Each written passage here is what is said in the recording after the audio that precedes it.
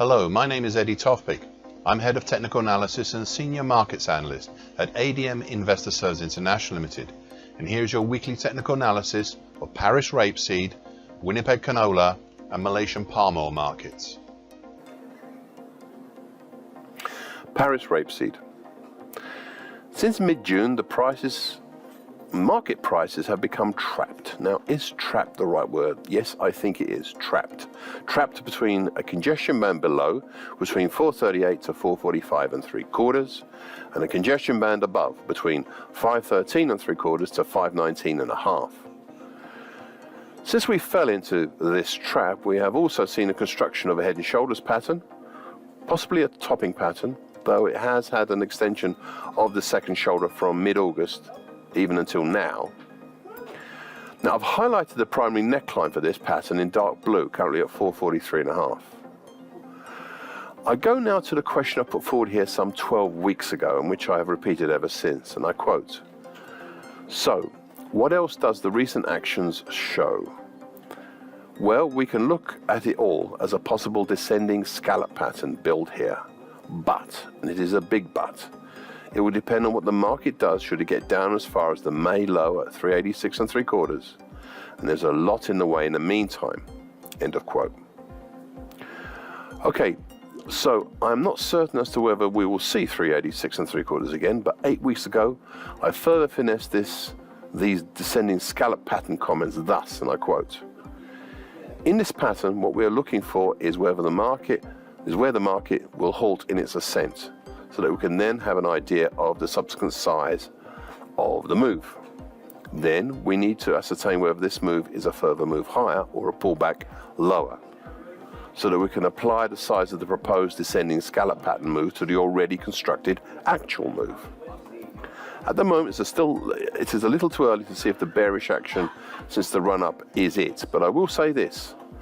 Halting at where the long moving average, which is currently at 486 and a half, halting at where the long moving average crosses a significant congestion area is a reasonable place to pay close attention to. I will add this final comment. Data indicates that markets break lower something like 8 out of 10 times for descending scallop patterns." And that's the end of the quote. Now, since these comments, one new pattern has emerged, and that is a small, late July, early September ascending triangle. This is highlighted in purple on my daily chart. Prices broke out and below this pattern in early September and reached the primary target for this pattern in the 461 and a quarter zone in just over a week, whilst the harder to reach secondary target is still open at 430 even. The problem with trying to reach down to the secondary target is that we have a lot of congestion away, mainly between 454 and 3/4 to 472, and between 445 and 3/4 and 438. Until prices can overcome these two separate support zones, then the potential target X down at 430 will remain a distant dream. Winnipeg Canola. This market still seems to be on a different schedule here compared to the other markets I've looked at.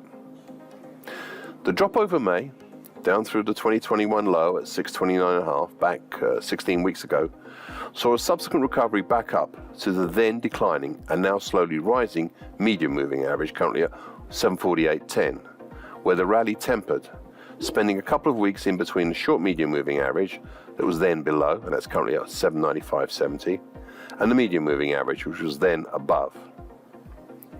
This whole action over the middle of May to the middle of June period created a V bottom. Many weeks ago, I raised the question as to whether the V bottom would have an extension or a handle, and the answer was yes. We had a pretty clear handle, and one that turned out to also be a bull flag. This prompted the move up 11 weeks ago, ending 8 weeks ago, and in the process pushed up through the March 2008 high at 770 even, which was an earlier all-time high, and the significant long moving average, currently at 774.30, and a September 2021 low at 839.20. This last one was significant as it was breached but not broken. The move up also made clear a mid-April to end June reverse head and shoulders bottom. Thankfully, the topside targets for this reverse head and shoulders pattern aligned with the ones for the bull flag. The market's pullback from the highs in July only managed to run smack down into the long moving average and the earlier all-time high at 770, rejecting the move lower. This rejection led to prices pushing higher, but they did not manage to make a higher high than we saw in July, peaking just over the 50% Fibonacci line of the May 2019 to April 22 move at 820.60 and the August 2021 low at 817 even, before turning back lower. This break lower was more significant than the earlier try, no doubt prompted by the lower high and pushing below all the moving averages, as well as the earlier March 2008 high at 770 even, and the July 2021 low at 761.90. Price is now approaching the recent 50% Fibonacci line of the late May, mid-July move at 729.40, and we're not too far from the neckline, highlighted in purple, of the original reverse head and shoulders pattern, currently at 712.10. This is where my original sentence at the start of this commentary comes in. You see, the market seems to be on a different schedule here compared to the other markets I've looked at. In the others, we are just entering the bearish phase, whilst here the prices are actively participating in it. You can see this a little more clearly in the new mid-July to late August bearish Andrews pitchfork I've drawn. You can see this highlighted in bright red on my daily chart. We are currently below the middle time, that's currently at 742.40, and the lower time, currently 697, is below the neckline. One final point. Some of you may say, Eddie, the July to date action could be seen as a double top, and I see your point. However, I am for now rejecting this idea for two reasons. Firstly, because it doesn't look right to me, and secondly, because I suspect the bearish Andrews pitchfork is the greater of the two in influencing this market. Bursa Malaysia crude palm oil. The mid-August to early November 2022, that's right, August to November 2022, that far back, mildly bearish shift pitchfork, the one highlighted in green on my daily chart, is still running the show here after so many months, and a year plus.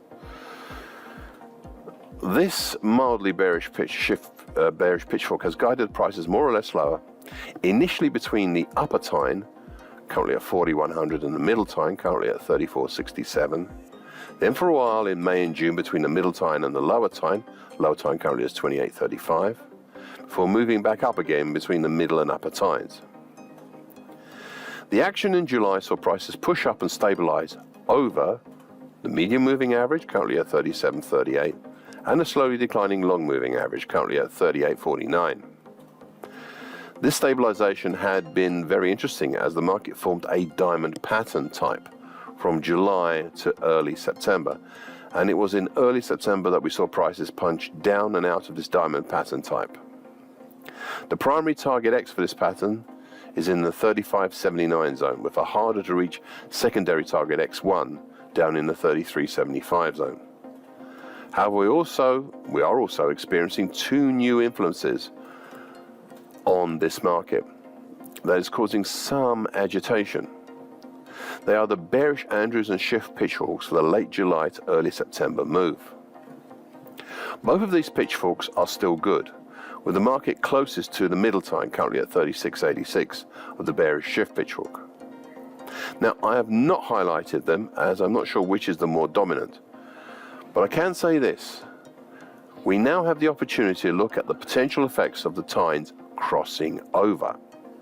The most recent happened on the 19th of September, with the middle tine of the bearish Andrews pitchfork crossing over the lower tine of the bearish shift pitchfork. There does not seem to have been that much significant action on that day, other than a wide range and a hammer pattern that ran into the overhead resistance of the medium moving average. However, we have another one soon on the 2nd of October, for crossing of the upper tine of the bearish Andrews pitchfork and the middle tine of the bearish shift pitchfork. Thus, I would suggest looking out for one or more on the following on the 19th of October. or just after. A change in trend, a reinforcement of an existing trend, volatility. One or more of those. Just be cautious around that time. Thank you for listening.